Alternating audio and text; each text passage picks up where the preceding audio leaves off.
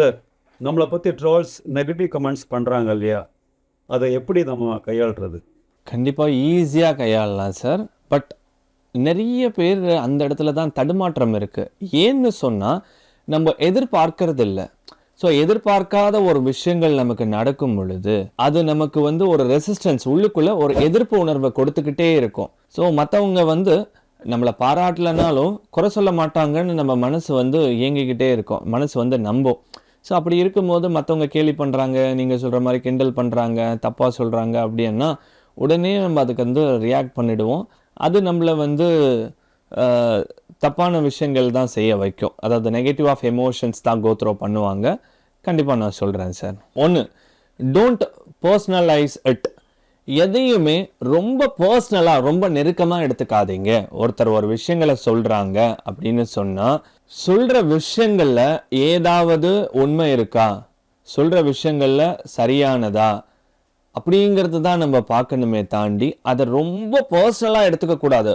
சரி, எக்ஸாம்பிள், ஒருத்தர் நீங்கள் நல்லவங்கன்னு சொல்கிறதுனால நம்ம நல்லவங்க ஆகிட மாட்டோம், ஒருத்தவங்க கெட்டவங்கன்னு சொல்கிறதுனால நம்ம கெட்டவங்க ஆகிட போகிறது கிடையாது. நம்மளோட கேரக்டர் அப்படிங்கிறதும் நம்மளோட பிஹேவியர் அப்படிங்கிறதும் நமக்கு மட்டும்தான் தெரியும், ரைட்? அது மற்றவங்களுக்கு தெரிய போகிறது இல்லை. அவங்க அந்த நிமிஷம் நீங்கள் செஞ்ச செயல்கள்னாலேயோ இல்லை அந்த நிமிஷம் அவங்க பார்க்கும்போது நீங்கள் என்னவா இருந்தீங்க அப்படிங்கிறதையும் தான், அவங்க மைண்டில் என்ன தோணுச்சோ அதை வச்சுட்டு தான் அவங்க சொல்லுவாங்களே தாண்டி அவங்க உங்கள் கூடயே இல்லை, ரைட்? உங்கள் கூட இருக்கவங்களாலையுமே உங்களை அவ்வளோ சீக்கிரத்தில் புரிஞ்சிக்க முடியாது. அப்படி இருக்கும்போது யாரோ ஒருத்தர் ஏதோ ஒன்று சொன்னாங்கன்னா அதை பர்சனலாக எடுத்துக்க கூடாது. எப்பவுமே சரி, அது யாரா வேணாலும் இருக்கலாம். ஒரு விஷயங்கள் சொல்கிறாங்கன்னா அது விஷயங்களா மட்டும்தான் பார்க்கணும். அந்த கருத்துனால உங்களுக்கு எந்த விதமான பிரச்சனையும் வரப்போறதில்ல, அந்த கருத்துனால உங்களோட வேல்யூவும் குறைய போறதில்ல. அதை முதல்ல உங்க மைண்டுக்குள்ள ஏத்திக்கோங்க. அவங்க சொல்லக்கூடிய வார்த்தைகள்னால உங்களுக்கு எந்த விதமான ஒரு மதிப்பு குறைதலும் ஏற்பட போறது கிடையாது, உயர்வும் ஏற்பட போறது கிடையாது. So ignore it. அதை பர்சனலா எடுத்துக்கிறத முதல்ல தவிருங்க. அடுத்து, அவாய்ட் ரியாக்டிங் எமோஷனலி. ஒருத்தர் ஒரு விஷயம் சொல்லிட்டாங்க, லைக் ஒரு பெர்ஃபார்மன்ஸ் பண்றீங்க, நீங்க சரியா பாட்டு பாடல அப்படின்னு சொல்லிட்டா, இன்னைக்கு இந்த டிவி காம்படிஷன்ல பாரு உடனே உட்காந்து அழுகிறது, இல்லை ரொம்ப சோகமா இருக்கிறது, இல்லை போய் தனிமையா இருக்கிறது, இல்லை வேற மாதிரியான ஒரு நெகட்டிவ் எமோஷன்ஸை கோத்ரோ பண்றது, அந்த மாதிரியான விஷயங்களை வச்சுக்கவே கூடாது. லைக் ஒருத்தர் ஒரு கருத்தை சொல்றாங்க அப்படின்னு சொல்லும் போது, எஸ் நான் இந்த தப்பு பண்ணிட்டேன், இதனால இதை சொல்றாங்க, அதை நான் கரெக்ட் பண்ணிக்கிறேன் அப்படிங்கிற மைண்ட் செட் தான் இருக்கணுமே தாண்டி எமோஷனலி ரிஃப்ளெக்ட் பண்ணக்கூடாது.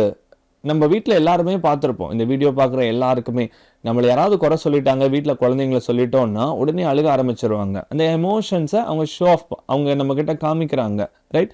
நம்ம அந்த மாதிரி ரிஃப்ளெக்ட் பண்ணக்கூடாது.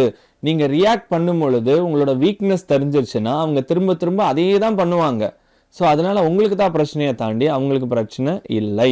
ஸோ அப்படி நீங்கள் உங்கள் எமோஷன்ஸை ரிஃப்ளெக்ட் பண்ணுறதுனால உங்களோட வீக்னஸ் என்னங்கிறத நீங்களே மற்றவங்களுக்கு காமிச்சு கொடுத்துடுறீங்க. அடுத்து, ஐபிஆர் ரூல் அப்படிங்கிறது ஒன்று இருக்குது. ஸோ அதை ஃபாலோ பண்ணலாம். ஐபிஆர் ரூல் அப்படிங்கிறது இக்னோர். ஸோ நான் அந்த விஷயத்துக்கு இம்பார்ட்டன்ஸ் கொடுக்கறதுனால தான் ஒரு நெகட்டிவ் எமோஷன்ஸை கோத்ரோ பண்ணுறேன், ரைட்? ஸோ அந்த விஷயத்தை நான் இக்னோர் பண்ணிடுறேன், எனக்கு அதுக்கும் சம்மந்தம் இல்லை, அது எதுக்கு எனக்கு அப்படின்ற மாதிரி நம்ம அந்த விஷயத்தை நம்ம கடந்து போகிறோம், இக்னோர் பண்ணுறோம். அப்படிங்கிறதுனாலையும் நம்ம இந்த மாதிரி வருத்தப்பட்டுக்கிட்டு உட்காந்துட்டு இருக்க மாட்டோம். ரெண்டாவது, பிளாக். ஒரு வேளை இன்ஸ்டாகிராம்லேயோ யூடியூப்லேயோ இல்லை ஃபேஸ்புக்லேயோ இல்லை நேர்லேயோ இந்த மாதிரியான நபர்கள் தொடர்ச்சியாக ஒரு நெகட்டிவ், உங்களை பற்றின நெகட்டிவ் கமெண்ட்ஸஸ் சொல்லும் பொழுது அதை பிளாக் பண்ணிட்டு போகிறதுல தப்பு இல்லை. தட் மீன்ஸ் ஆஃப் நேரில் அப்படிங்கும் போது அந்த மாதிரியான நபர்கள் வராங்கன்னா அவங்கள என்கேஜ் பண்ணாமல் அவங்கள அவாய்ட் பண்ணுறது அப்படிங்கிறதும் it is a kind of blocking தான். அடுத்தது ரிப்போர்ட். கடைசியாக ஐபிஆரில் மூணாவது ஆர் ஃபார் ரிப்போர்ட்.